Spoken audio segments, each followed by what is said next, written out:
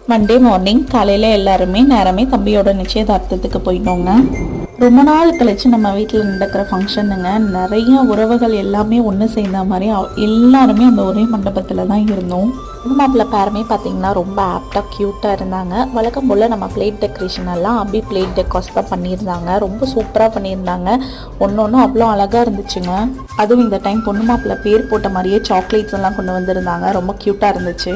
இந்த டைம் என்னமோ தெரியல, எல்லாத்துக்கும் பழைய நினைவுகள் வந்துருச்சு போல். என் மாமனார் மாமியார்லாம் அவங்க முறப்பொண்ணுலாம் வந்திருப்பாங்களா, அவங்களையெல்லாம் பார்த்து அவ்வளோ ஜாலியாக பேசிகிட்டு இருந்தாங்க. எங்களுக்கே பார்க்குறக்கு அவ்வளோ ஆச்சரியமாக இருந்தது.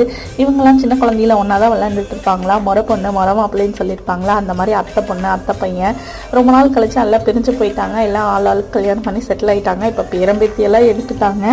இருந்தாலும் அவங்க பழைய நினைவுகள்லாம் பேசிகிட்டு இருக்கும்போது நமக்கே பார்த்தா அவ்வளோ சந்தோஷமாக இருந்தது. ஏதோ படம் ஓட்டிகிட்டு இருந்த மாதிரி இருந்தது எங்களுக்கு. இது மாதிரி நீங்கள் எக்ஸ்பீரியன்ஸ் பண்ணி